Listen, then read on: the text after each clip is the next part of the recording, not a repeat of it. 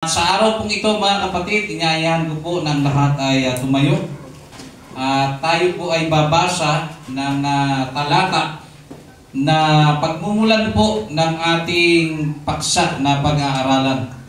Kung kayo po ay may mga Biblia, dito po ay basahin natin sa aklat po ng unang Korinto Kapitulo 3, versikulo 10 hanggang 15. Ayon sa biyaya ng Diyos na ibinigay sa akin, na tulad sa matalinong tagapagtayo ay inilagay ko ang pinagsasaligan. Amen. At iba ang nagtatayo sa ibabaw nito. Ngunit ingatan ng bawat tao kung paano ang pagtatayo niya sa ibabaw nito. Sapagkat sino man ay hindi makapaglalagay ng ibang pinagsasaligan, kundi ang nalalagay na ito'y si Kristo Jesus. Datapwat kung ang sino may magtatayo sa ibabaw ng pinagsasaligang ito ng ginto, pilak, mga mahalagang bato, kahoy, tuyong dayami. Ang gawa ng bawat isa ay mahahayag, sapagkat ang araw ang magsasaysay, sapagkat sa pamamagitan ng apoy inihahayag. At ang apoy rin ang susubok sa gawa ng bawat isa kung ano yaon. Number 14. Kung ang gawa ng sino man ay manatili, Praise the Lord, na kanyang itinayo sa ibabaw niyaon, siya'y tatanggap ng kagantihan.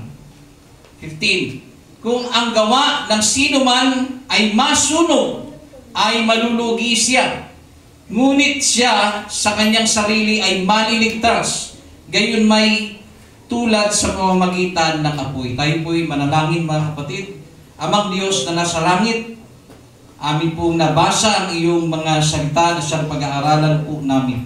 Nalangin po namin na ang inyong mga salitang ito ay magbigay po sa amin ng karunungan, ng kaalaman, upang sa amin pong paglalakbay bilang Kristiyano, amin pong may isakatuparan, anuman po Diyos ang inyong plano para sa aming buhay. Samahan niyo po kami sa pag-aaral, na ang pag-aaral na ito ay maging makabuluhan sa bawat isa sa amin. Buksan niyo po ang aming mga puso't kaisipan, na ito po ay maihanda po naming tanggapin ayon po sa inyong kalooban. Samahan niyo po kami, Panginoon, at inyong linisin ang bawat puso namin at ang aming kaisipan na maging karapat-dapat po kami sa araw na ito. Dalangin ko rin po, Diyos, ang inyong lingkod na siyang magpapahayag ng inyong mga salita. Ituro niyo po sa akin ang dapat kong sabihin at kung ano ang dapat kong salitain na batay po sa inyong kalooban. Ito po aking dalangin, Ama, sumayin niyo pong kapurihan, ang kaluwalhatian at ang kadakilaan magpasa walang hanggan sa dakilang pangalan ng Panginoong Hesus.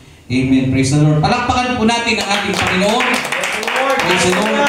And you may be seated. So sa atin pong nabasa sa unang Korinto Kapitulo 3, versikulo 10 hanggang 15, ay nasaksihan po natin ang patungkol po sa tinatawag na pagtatayo. Yan. At para mailatag po sa atin ito ng maayos, ang Korinto po o ang unang Korinto ay isinulat po ni Apostol Pablo. Hindi lamang po yung una, kundi yung ikalawa rin. So ito pong Korinto ay isinulat po para sa mga taga-Korinto. Ngayon po, ang layunin po ng pagkakasulat ni Apostol Pablo sa mga taga-Korinto, una, itatag ang pagkakaisa ng mga miyembro ng simbahan sa Korinto. Pangalawa, tugunan ang mga maling pananampalataya at gawain. Ikatlo, bigyang linaw ang mga doktrina at alituntunin ng mga Kristiyano o ng Kristyanismo. Number 4, hikayatin ang mga mananampalataya na mamuhay ng ayon sa mga turo ni Kristo. Yan po yung layunin ng pagkakasulat ng 1 Corinthians chapter 3. Ngayon po, sino po ang sinusulatan? Ang mga sinusulatan po ni Apostol Pablo ay ang mga miyembro ng simbahan sa Korinto. At ito po ay binubuo ng mga Hudyo at mga Hintil na nagbalik loob sa Kristyanismo. So, rumble po ito mga kapatid, no? Ito po ay sama-sama sila, mga Hudyo at mga Hintil na nagbalik loob. Ngayon po mga kapatid, alalahanin po natin ang mga taga-Korinto, mga kapatid, ay nakaranas ng maraming problema. Okay? At tulad sa kawalan ng pagkakaisa sa bawat mga simbahan sa kasalukuyan, gayon din po ang nangyayari sa mga unang Kristiyano sa lugar po ng Korinto. Meron din po silang tinatawag na kawalan ng pagkakaisa. At meron din po silang problema sa tinatawag na mga maling pagtuturo. At ito po ang isa. Meron din pong problema sa kanila patungkol po sa imoralidad. No, meron pong mga nakikiapid, okay, sa kanila na mga miyembro. Ngayon po mga kapatid, ang liham na ito ni Apostol Pablo ay para sa mga taga-Korinto at sa mga sumusunod sa ating Panginoong Hesus. At siyempre, sa kasalukuyan ng mga sumusunod pa. Ngayon po, ang paksa po na ating pag-aaralan, be careful how you build. Be careful how you build. Ibig sabihin, sa wikang Tagalog mga kapatid, ingatan mo kung paano ka magtatayo. Yan. So ngayon mga kapatid, pag sinabing ingatan mo kung paano ka magtatayo, yung magtatayo po dyan na ating pag-aaralan, ito po ay tumutukoy sa pagkilos o sa paggawa. Gusto ko pong may lagay agad sa isipan ninyo na ang pagtatayo, ito po ay nakabatay sa pagkilos natin o paggawa o paglilingkod natin sa ating Panginoon. At alalahanin po natin sa usapang pagtatayo, napaka-importante mga kapatid ng tinatawag na pagtatayuan. Kasi paano ka magtatayo ng isang bagay kung wala kang pagtatayuan? Amen? Ito rin po. Paano ka magluluto kung wala kang paglulutuan? Tama? Paano ka maglalakbay kung wala kang direktang paroroonan? Saan ka pupunta? Hindi ko alam. Basta ko saan abutin. Hindi po mga kapatid. Gayon din po sa pagpapamilya. Napaka-importante po ng kakasamahin mo sa buhay. Ano po ibig ko sabihin? Lahat po ng bagay na gusto nating gawin ay meron po tayong paggagawaan. Amen? Meron po tayong pinaghuhugutan. Naunawaan natin mga kapatid? Amen. Ulitin ko po, bakit nagtatayo ng building? O hindi, ibig sabihin, hindi ka makakapagtayo kung wala kang pagtatayuan. Parang ganito. Wala tayong sariling church. So magtayo tayo ng church, saan tayo magtatayo? Kahit saan dyan, pumili nga. Hindi pa pwede yung mga kapatid. Dahil kailangan sigurado ka na yung pagtatayuan mo ay sayo. Naunawaan natin mga kapatid? Amen. At yung paniniwala mong sayo, yung pinagtatayuan mo, dapat yung pagtatayuan mo ay magpapakilala ng ebidensya na pagmamay-ari mo nga siya. Gaya po ng tinatawag na titulo. Amen? Ngayon po, ano po ang ibig sabihin mga kapatid? Sa umagang ito mga kapatid, tuturuan po tayo kung paano magtatayo. Okay? Kung magtatayo tayo mga kapatid, ano po yung itatayo? Yun nga po yung aking sinabi. Pag sinabing magtatayo, ito po ay tumutukoy sa paggawa. So, be careful how you build. Bakit mag-iingat? Bakit tayo pinag-iingat sa kung paano po tayo magtatayo? Ngayon po, darako po tayo doon sa ating binasa. Unang Korinto Kapitulo 3, versikulo 10. Pagmasdan niyo po at basahin ang inyong mga Biblia. Si Apostol Pablo po mga kapatid, ay naglagay ng pundasyon sa Korinto. Okay? Naglagay po siya ng pinagsasaligan. So yung pundasyon na yan mga kapatid, siya po ang naglatag. Siya po ang nagpasimula sa Korinto mga kapatid. At ang pundasyon na tinutukoy dyan ay si Jesucristo. Naunawaan natin? Amen. Ang pundasyon po mga kapatid ay si Jesucristo. Nagkaroon po ng tinatawag na pagkakaisa, kaya kami tinatawag na one Lord, one faith, one baptism. Diba? Nagkaroon tayo pare-parehas mapa 2,000 years ago ng mga kapatiran na ito, ng mga namatay na hanggang sa kasalukuyan, naniniwala sila sa isang Diyos, naniniwala rin tayo sa isang Diyos, naniniwala sila sa bautismo sa pangalan ni Jesus, gayon din po tayo mga kapatid. Paano po tayo nagkatugma, gayon magkaiba po tayo ng panahon? Kaya po tayo nagkatugma ng paniniwala dahil po doon sa tinatawag na pundasyon. Amen. At ang pundasyon na yan mga kapatid, na siyang inilatag ni Apostol Pablo sa mga taga-Korinto ay siyang pundasyon na atin din pinaniniwalaan. Amen. So si Apostol Pablo mga kapatid, iningatan niya kung paano siya nagtayo ng pundasyon. Naunawaan ninyo? Amen. Ang pundasyon po ay si Jesus. Inilatag niya ng maayos yan mga kapatid. Ngayon po, ang sabi dyan, ingatan ng bawat isa kung paano siya magtatayo sa ibabaw. Naintindihan natin mga kapatid? Iingatan daw po ng bawat isa sa atin kung paano tayo magtatayo sa ibabaw. Basahin po natin ang buo mga kapatid. 1 Corinthians chapter 3 verse 10. Ayon sa biyaya ng Diyos na ibinigay sa akin na tulad sa matalinong tagapagtayo ay inilagay ko ang pinagsasaligan. Yun po yung pundasyon. At iba ang nagtatayo sa ibabaw nito. Ngunit ingatan ng bawat tao kung paano ang pagtatayo niya. Okay, para maintindihan natin. Nakakita na po kayo ng construction na tinatayo, di ba? Building. Pag nagtayo po ng, sabihin na natin para mas madali natin maipaliwanag kasi ito yung natural natin nakikita. Pagpalagay na natin second floor o third floor na, sabihin na natin. Mga kapatid, pag yan po ay magtatayo sila ng pundasyon, yan po mga kapatid ay isang diretsyo. Tama? Isang diretsyo. At ang sabi po dyan mga kapatid, kapag nagtayo po ang nag-construction po mga kapatid, pagka naghukay po yan, itinatayo po doon yung pundasyon. Ano po ba ang papel ng pundasyon sa isang mga kapatid? Ano po ba ang papel ng pundasyon sa isang bahay? Yan po ang pinagsasaligan ng lakas ng isang bahay. Kasi pag walang pundasyon, pagka bumagyo, masisira yan mga kapatid. Yan po ang pinaka-main strength ng isang gusali. Amen. So ang sabi dyan, inilatag ni Apostol Pablo ang pundasyon ng paniniwala nating lahat. Inilatag niya. At ang sabi dyan, mag-ingat naman kayo sa kung paano kayo magtatayo sa ibabaw ng pundasyon. Halimbawa po, itinayo po ang pundasyon. Ito. Halimbawa, tinayo ni Apostol Pablo ang pundasyon, inilatag niya.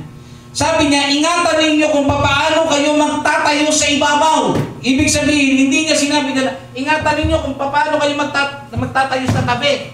Hindi. Magtatayo sa ibabaw. Bakit po mga kapatid? Itinayo na po ang pinaka-source ng ating pananampalataya, pinagmumula ng pananampalataya natin. Isang Panginoon, isang bautismo, isang pananampalataya, yung mga katuruan ni Kristo na ilatag na po. Wala na pong iba na pwedeng maglatag kundi ito. Sabi niya, ingatan nyo kung paano kayo magtatayo. Ang gagawin natin mga kapatid, papatong lang tayo dun sa itinayo na. Amen. Okay?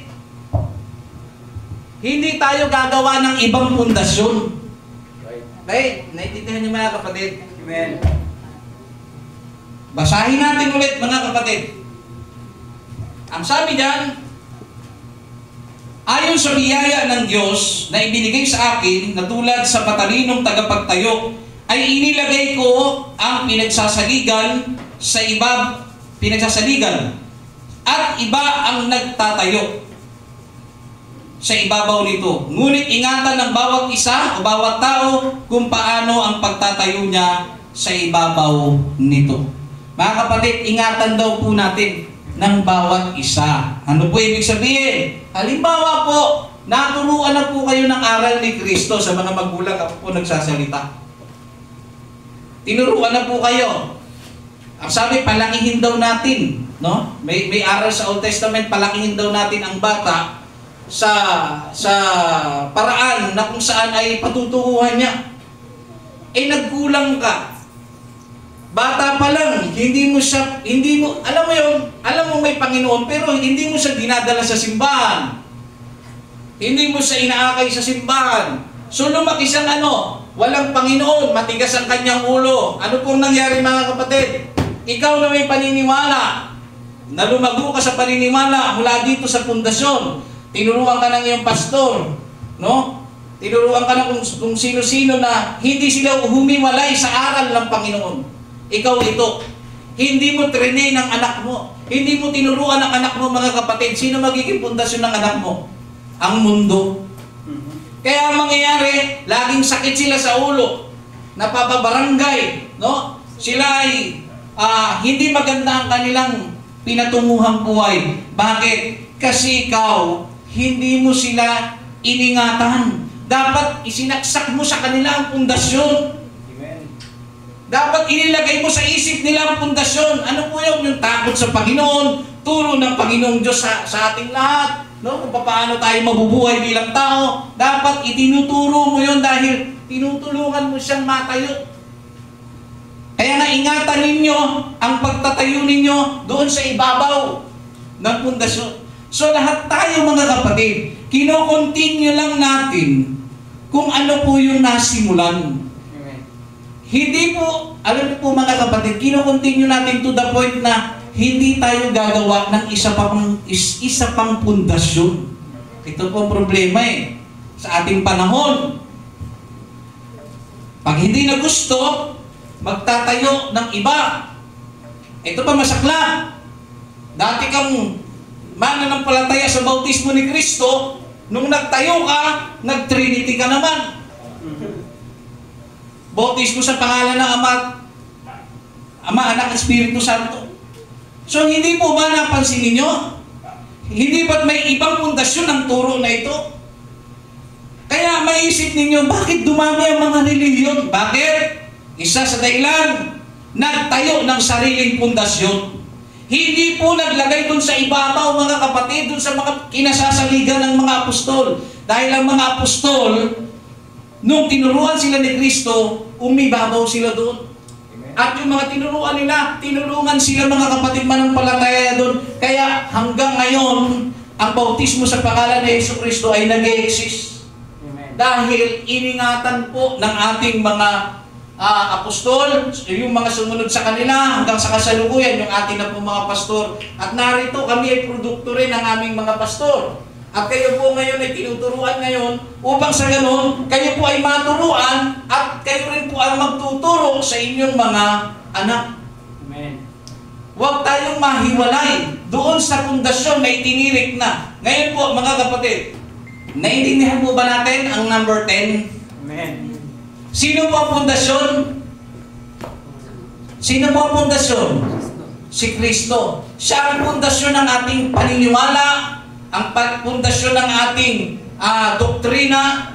Ibig sabihin, wala tayong ibang paniniwalaan kundi ang mga aral po ni Kristo. Amen. Kaya pag mayroon kayong narinig, tingnan ninyo tayong lahat galing sa ibang pundasyon. Alam niyo kung bakit? Nung mga bata pa tayo, anong tinuro sa atin? Anong inilagay ng pundasyon sa atin? Huwag kang magwawalis sa gabi, masama yan.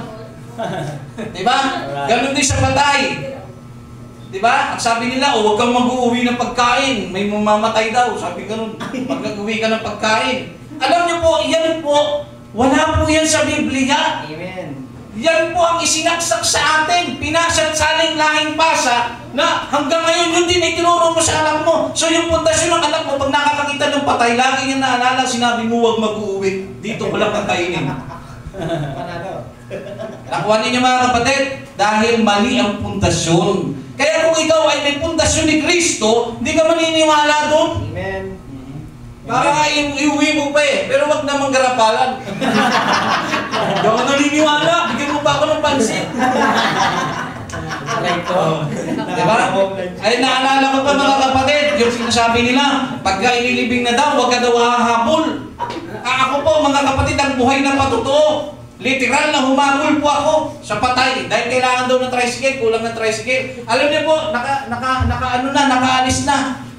Nakalabas na ng gate. Papalabas na ng gate. Eh pag gano'n na kailangan doon ng tricycle, alam niyo mga kapatid, yung pinakadulo ng tricycle, hinanap ko pa, tsaka ako pumihit.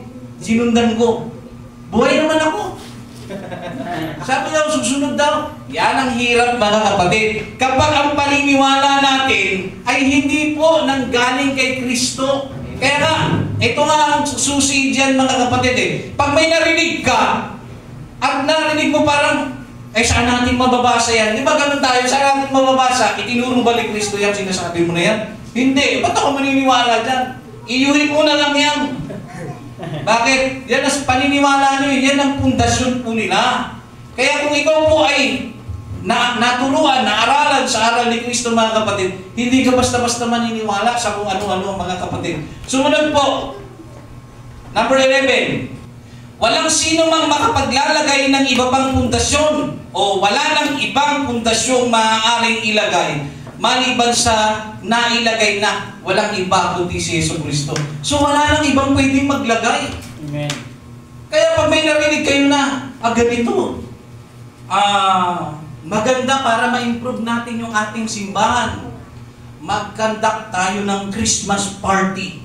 Saan niya nakasulat? Di ba?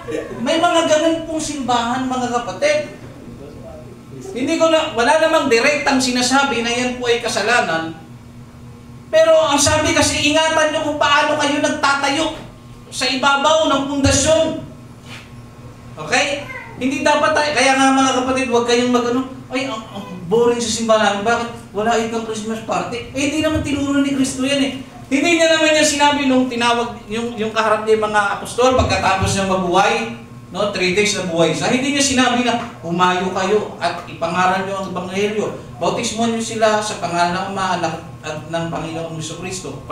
Ama, Anak at ng Espiritu Santo. At para hindi mawala ang banding, mag-Christmas party. Walang ganon mga kapatid. Hindi po yan iniaral mga kapatid ng ating Panginoong Jesucristo. Walang ganon. Yan. Kaya mag-ingat po tayo sa kung ano-ano pong nilalagay po ng mga kung ano-anong gawain mga kapatid, no? Mag-ingat po tayo, lalo especially sa mga leader po ng iglesia, ha? Tayo po kasi ang nagtuturo, so dapat pag tayo aalis sa pundasyon. Ngayon po, maliwanag na sinasabi sa 11, wala na pong ibang pundasyon, si Kristo lang. Number 12 hanggang 13, pinagsama ko. Ang sabi dyan, binanggit po dyan, yung ginto, pilak at mamahaling bato. Okay? Basahin ko lang po ulit. 3:12 hanggang 13. Datapwat kung ang sino may magtatayo sa ibabaw ng pinagsasaligang ito ng ginto, pilak, mga mahalagang bato, kahoy, tuyong dayami, number 13.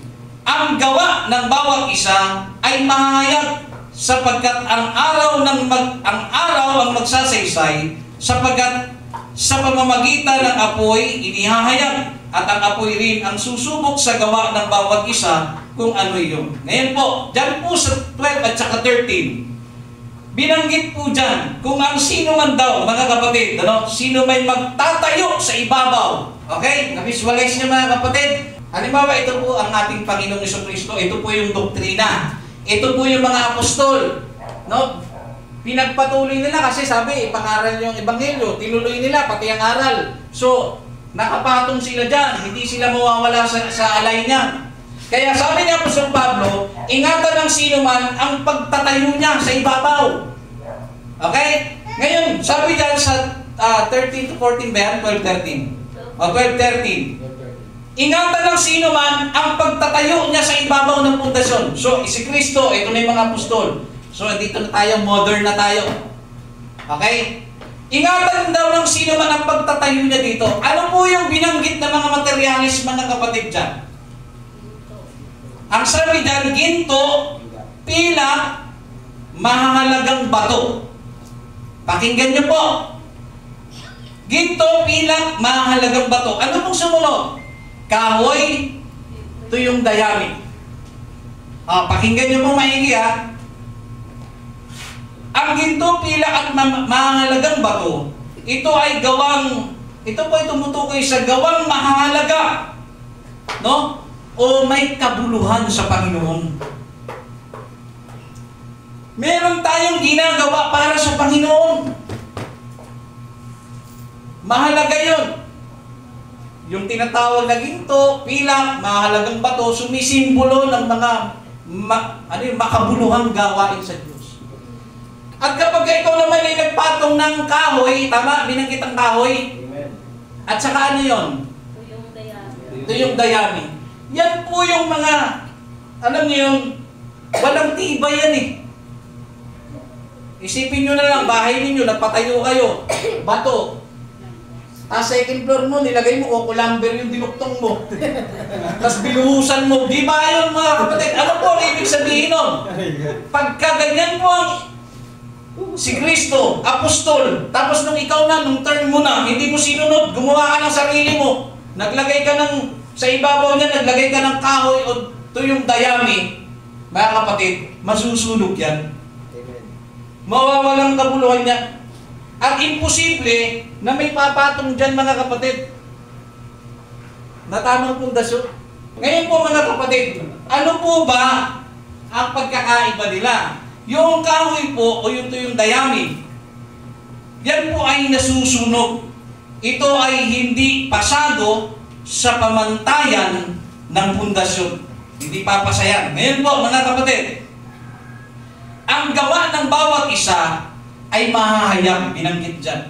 So, si Kristo, apostol, at tayo naman, mahahayag daw yung ating ginagawa sa susunod na pagpapatungan natin. Kung paano ka magpapatong, mahahayag yan mga kapatid. Ngayon po, sa ating pong pagpapatuloy, makikilala ang uri ng gawa ng bawat isa sa araw ng paghuhukom.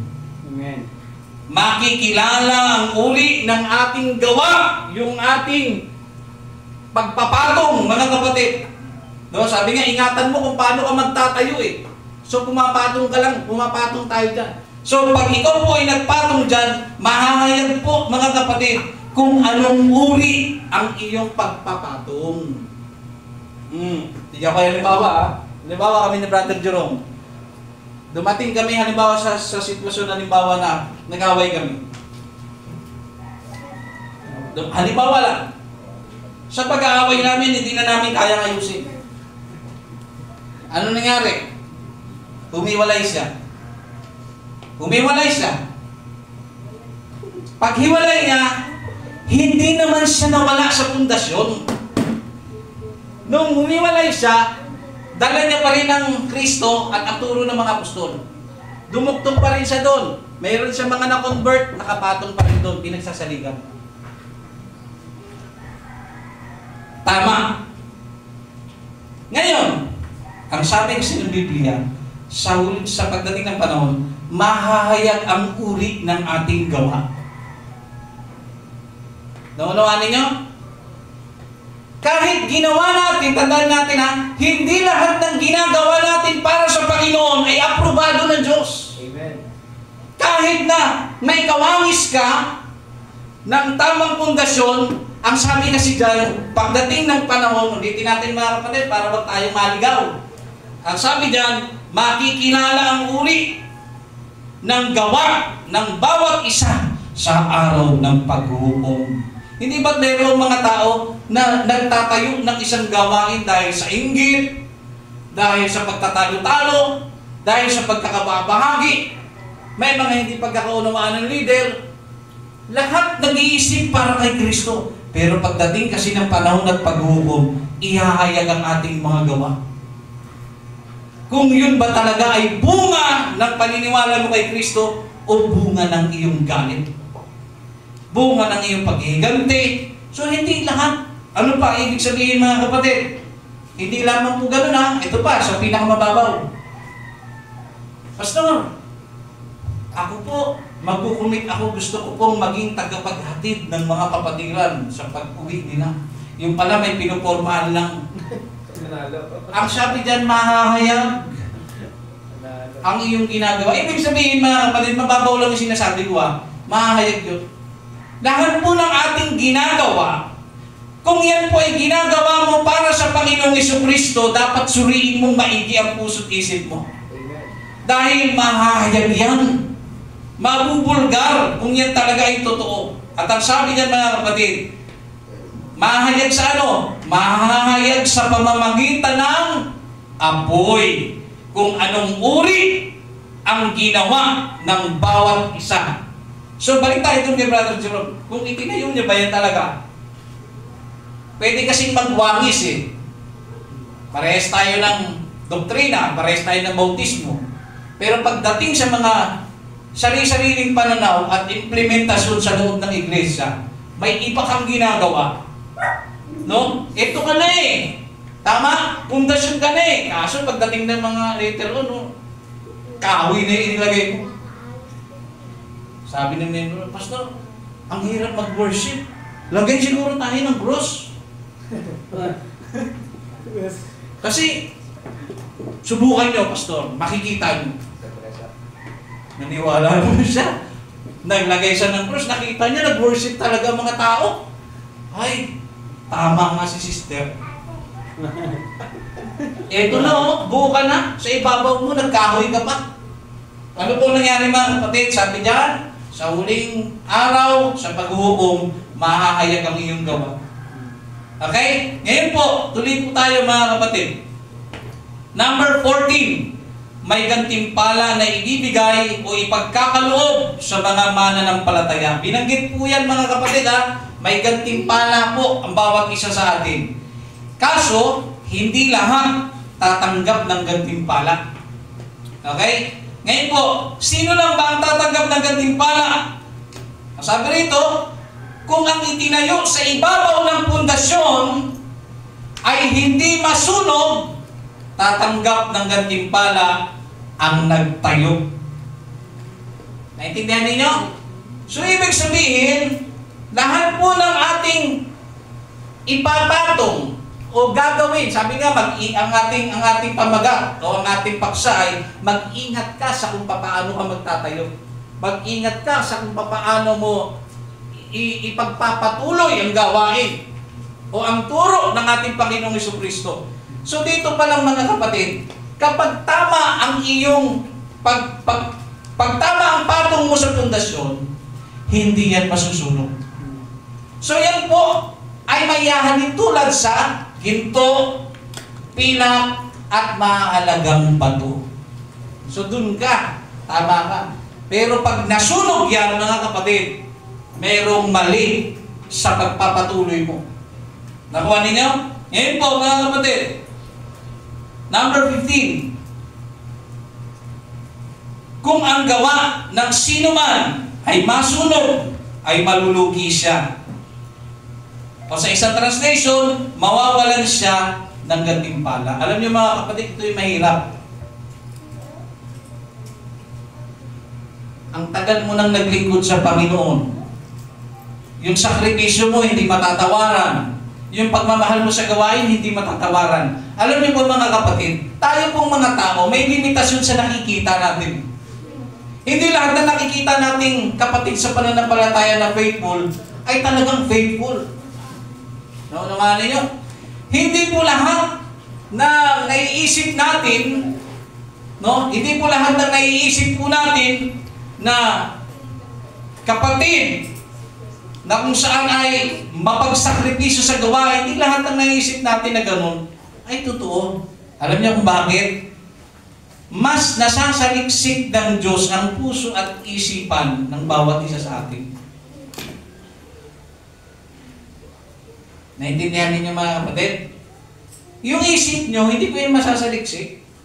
Maaaring faithful ka ngayon, pero hindi ko alam ang dahilan ng pagiging faithful mo. Naunawahan natin? Subalit, mahahayag po yan pagdating po ng panahon. Mawawalan po ng gantimpala ang bawat tao na masusunugan po sa ibabaw ng pinagsasaligan. Ngayon po mga kapatid, ngunit siya sa kanyang sarili ay maligtas. Ito naman ang maganda dito mga kapatid. Kahit na masunog yung kanyang ginawa, maliligtas pa rin pala siya. Kaso, ang problema mga kapatid, gayon may tulad sa pamamagitan ng apoy. Ibig sabihin, dadaan po siya sa matinding pagsubok para maligtas siya. Eh kung hindi siya pumasa, ay kawawa naman siya. Pero, wala ka nga ng gantimpala. Ligtas ka pero wala kang gantimpala. Alam niyo mga kapatid, hindi lang tayo basta-basta naghahantay ng rapture eh. Amen. Na pag tumunog ang trumpeta, babaguhin ang ating katawan, mapapalitan tayo ng damit na panglangit, lilipad tayo sa taas, sasalubungin natin ating Panginoon. Hindi po ito nagtatapos. At hindi lang nagtatapos na tatanggap tayo ng mansyon doon base sa ipinangako ng Panginoon. Meron kasing gantimpala, mga kapatid. Meron tayong tatanggapin sa Panginoon. At yung tatanggapin natin ay nakabatay sa kung paano tayo maglingkod, kung paano tayo kumilos o gumawa, kung paano tayo magpatuloy doon sa pundasyon. Amen. Nakuha ninyo mga kapatid. Alam nyo,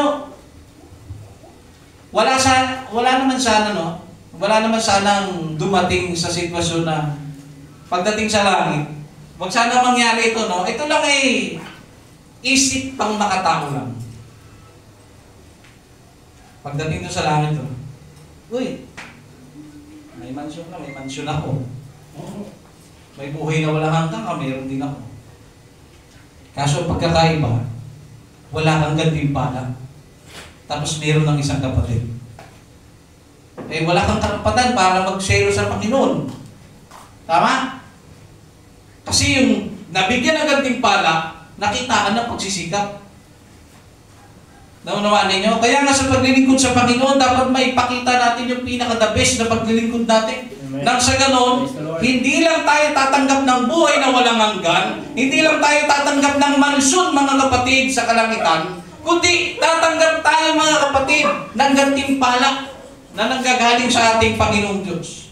Ngayon po, sa ating conclusion, bago tayo magtapos, mabilis lang po sa ating conclusion. Ang ating pinag-aaralan, ingatan mo kung paano ka magtatayo. Ibig sabihin, ingatan mo kung paano ka maglilingkod at magpapatuloy doon sa itinayo na. Ingatan mo. Ang obserbahan niyo lagi dyan, ang inyong intensyon at motibo. Pag tama ang intensyon at motibo, maaaring ang ipinapatong mo dyan ay ginto, pilak, o mahahalagang bato. Pero kung mali ang iyong ginagawang paglilingkod, ang nasa ibabaw ng pundasyon na pinagpapatungan mo ay maaaring kahoy o dayami. Naunawaan natin mga kapatid. Ngayon, ito po. Ingatan mo kung paano ka nagtatayo. Ingatan mo kung para kanino ang iyong ginagawang pagtatayo. Ito po ang mga listahan, mga kapatid. Ano ba ang pundasyon mo? Suriin mo ang pundasyon ng iyong pagbibigay. Yan ang kanina, topic. Kung hindi kami nag-usap ni Brother John, pero nagtatama kami. Yung pundasyon ng pagbibigay mo, kamusta? Kaya nga ang aral ng Biblia, ang aral ni Kristo, magbigay kayo ayon sa pasya ng inyong puso.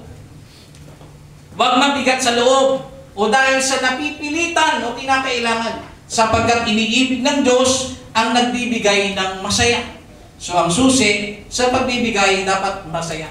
So kapag nagbigay ka, yan ang pundasyon.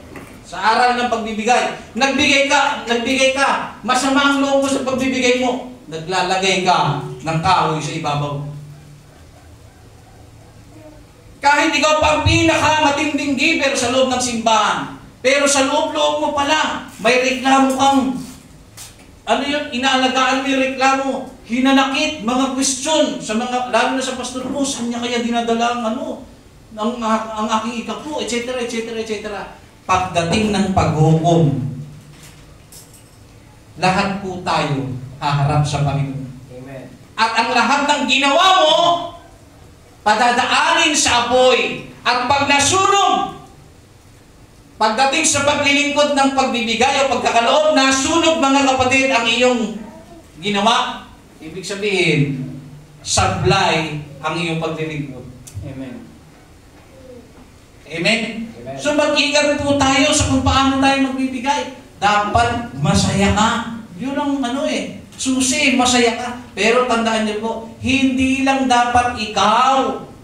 Dapat ang Diyos din. Ayan, kung sino man po dito may pinaka may alam sa kung ano po at gaano kalaki ang ating tinatanggap. Diyos po yun. Amen. Kaya pag nakita ng Panginoon, ang pamamaraan ng pagbibigay mo, nakikita niya kasi yung puso mo. Ito lang, ito lang. Iba kasi na kapatid yung puso na kahit na masacrifice yung aking bibigay ko to kasi para to sa Diyos eh. Mahal ko ang Diyos, mahal ko ang gawain ng Panginoon, at ipapakita ko ang aking katapatan. Alam niyo mga kapatid, hindi kayo naglalagay ng kahoy pag ganyan. Amen. Ang inilalagay niyo mga kapatid, tamang pundasyon. Ipinagpapatuloy ninyo mga kapatid ang aral ni Kristo. Nakuha ninyo mga kapatid? Sumunod po, kamusta ang pundasyon ng iyong pagpupuri? Maaaring dito worshiper ka. Sino ang nakakakilala kay Boy Iyak? Pag tinatapatan ng camera, biglang umiiyak. Ha? Baka hindi niyo po kilala yan. Ano po ibig ko sabihin? May mga tao po na pag hindi nakatingin ng pastor o hindi nakatingin ng sino man, hindi yan nag-worship. Tapos pagka nagsimba yung crush niya, tumatabi pa. Grabe ang worship niya. Panalo. Di ba? Yung worship niya, nakalinya sa pundasyon o hindi? Nakalinya, nag-worship eh. Kaso ang problema, yung mangyayaring paglilitis. Pag nasunog ang iyong ginagawa, ay hindi ka karapat-dapat doon. Wala kang biruin mo sa harapan ng tao, worshiper ka, number 1 pa sa listahan, tapos pagdating ng paghuhukom, nandun ka pala sa pinakadulo, dahil puro pagpapakitang tao ang iyong pag-worship.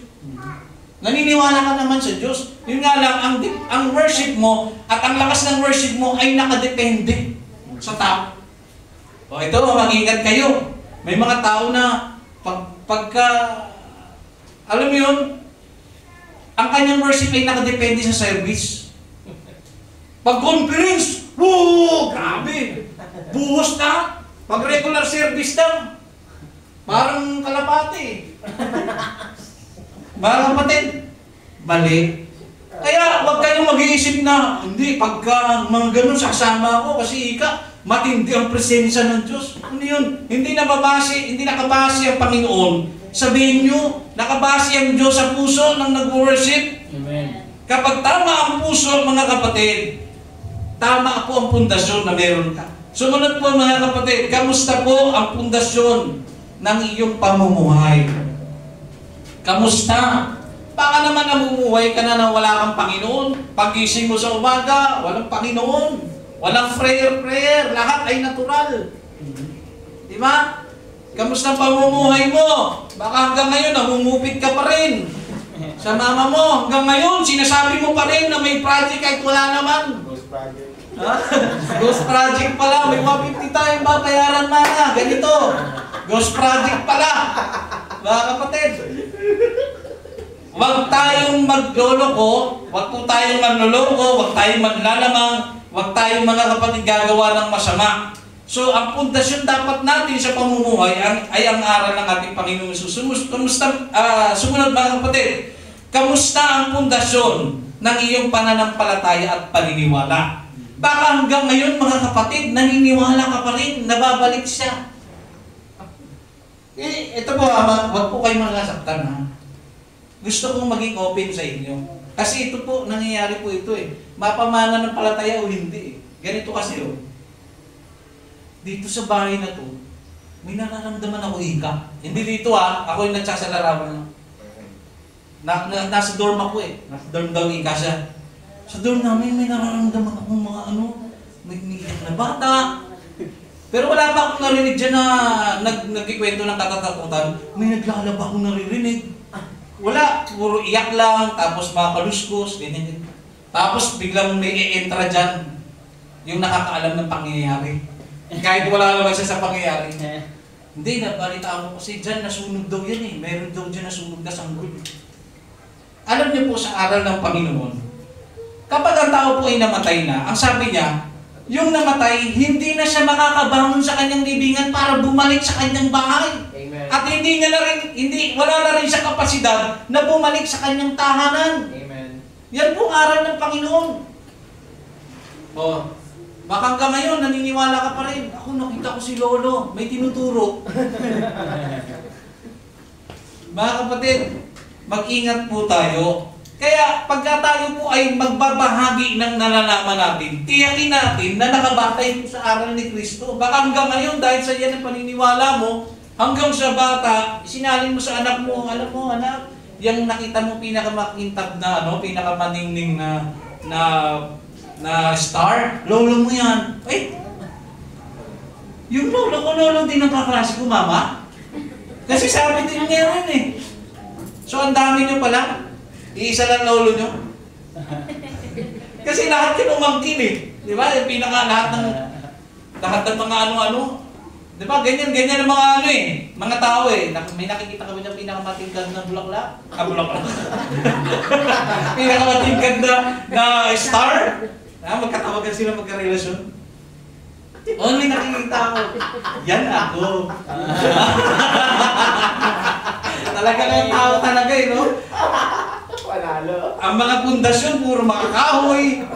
Mga kapatid, huwag po tayong basta-basta maniniwala sa mga ganon. Sumunod po mga kapatid. Kamusta ang pundasyon ng iyong pag-ibig sa Diyos? Kamusta? Kasi mamaya ang pag-ibig mo sa Diyos ay nakabatay lang kapag ka marami. Kasi may mga Kristiyano po mga kapatid, ang lalakas mag-worship, ang lalakas sa paglilingkod, pag maraming kapatiran sa loob. Amen. Ako ang dami ko na nakitang ganyan. Kasi hindi po pare-parehas ang panahon. May panahon na kukunti po ang sisimba, may panahon na may mga mandala, may panahon po kasi yan eh. May panahon na may mga tatalikod, tapos makikita mo yung sarili mo, 8 na lang tayo, tapos nangihina ka. Bakit ika? Kasi 8 na lang tayo. Ano yun? Saan nakalagay ang pundasyon mo? Ang pundasyon mo? Sa tao? Ibig sabihin, pagka 5 na lang kayo, ang Panginoong Jesucristo ay mahina na. Dahil 5 na lang kayo. Hindi po ganun yun mga kapatid. So, kamustahin natin, no? Yung ating pag-ibig sa Panginoong Diyos, dapat totoo. Yan. So, alam nyo na yan kung paano. Sumunod po, kamusta po ang pundasyon ng sakripisyo natin? Ito, marami pong nahuhulog dito pundasyon ng sakripisyo. Nung una, ang saya-saya niyang ginagawa. Pangalawa, lagi niya sinasabi, para sa Panginoon niya. Hindi niyo ako naiintindihan basta para sa Panginoon niya. Alam niyo, dadating ang panahon ng pagkapagod. Amen. Pag dumating ang panahon ng pagkapagod mo sa paglilingkod sa Panginoon, kasi ganito po kaya tayo napapagod, hindi mo lang nila na-appreciate yung mga ginagawa ko. Mga sakripisyo ko sa Panginoon, parang wala siyang sa kanila. Hindi ako pinapansin ni Pastor. Ito lang ang isang buong katotohanan dyan. Hindi mo yan ginawa sa Panginoon. Bakit? Kasi kung sa Panginoon mo yan ginawa, wala kang pakialam kahit batiin ka ng tao. No? Kahit na hindi ka papansinin sa mga sakripisyo mo. Dahil para sa Panginoon yan ang pundasyon mo. Amen. Hindi ka dapat nagigiba dyan. Amen. Na, wala nang tutulong. So kung wala nang tutulong, ayaw ko na rin. Ayan. Wala na. Lumabas na ang kahoy. Alam niyo mga kapatid, may mga pagsubok na kung saan hindi na dumadaan sa hindi na umaabot sa paghukom eh. Nahahayag na dito eh. Napuno mo na eh. Ayoko na. Kayo na. Total kayo naman ang magagaling. Di ba? Dito nga lang may mga bumabagsak na eh. Lalo pa kaya doon. Di ba? Sumunod po, kamusta po ang pundasyon ng ating kasiyahan?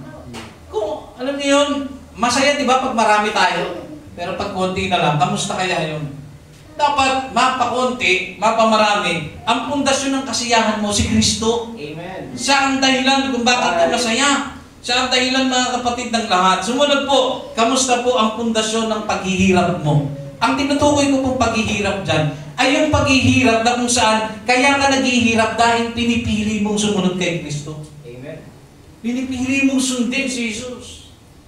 Hindi po yan yung paghihirap na kung saan nagdroga ka kasi kaya ka nakulong. Hindi yun. Ang paghihirap na tinutukoy ko, yung dahil sa paglilingkod mo, nakakaranas ka ng pamumutya ng kapitbahay mo, no? Nakakaranas ka mga kapatid na minamaliit ka, Nakakaranas ka ng pinagchichismisan ka dahil sa pagsunod mo kay Kristo. Naghihirap ka, nagdurusa ka. Mga kapatid, kamusta yun? Kung hindi ka natitinag doon, mga kapatid, magsaya ka. Bakit? Dahil ang pundasyon mo ay si Kristo talaga. Sumunod mga kapatid, kamusta po ang pundasyon ng pagtulong mo? Ikaw ba'y tumutulong para sa Panginoong Hesus? Dahil sa Panginoong Hesus, kaya ako tumutulong dahil ito ang utos ng Panginoon. Ito ang doktrina ni Hesus. Kaya ako tumutulong. Hindi yung, kaya ako tumutulong, brother. Dahil tinulungan mo rin ako. Kasi kung hindi mo ako tinulungan, hindi kita tutulungan ngayon. Mali yun mga kapatid. Ang pundasyon niya pala ay base lang sa pagtulong ng kapwa. Kasi pag ang pundasyon mo ay si Kristo, kahit hindi ka tinutulungan ng tao, tutulungan mo siya eh.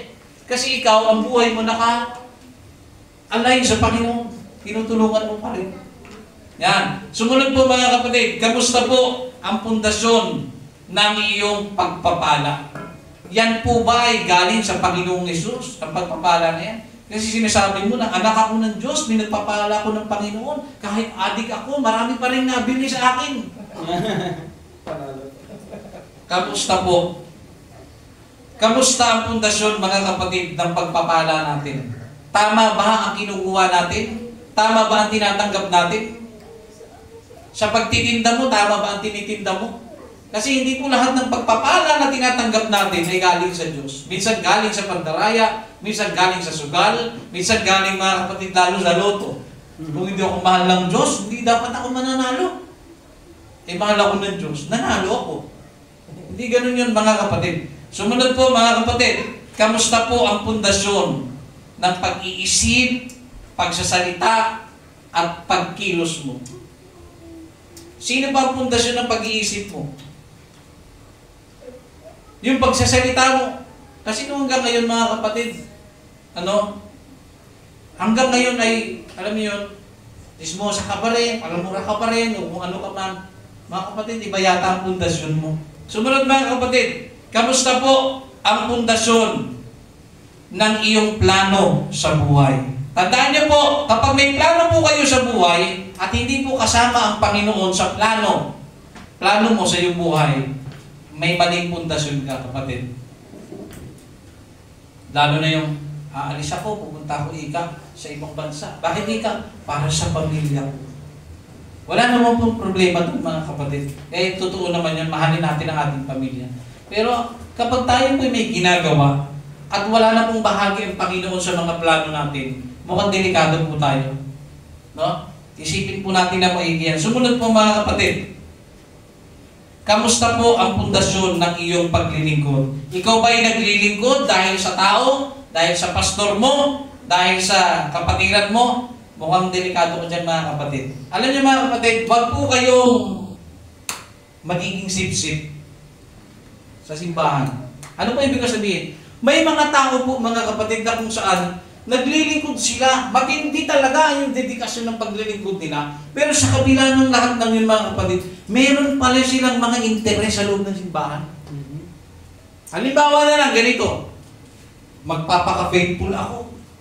Kasi gusto ko maging worker. Para pag nakita na ni brother ganito, ni pastor, na talagang present ako sa lahat ng bagay, pati sa pagbibigay ng ikapo o sa ano man, wala sila masasabi sa akin.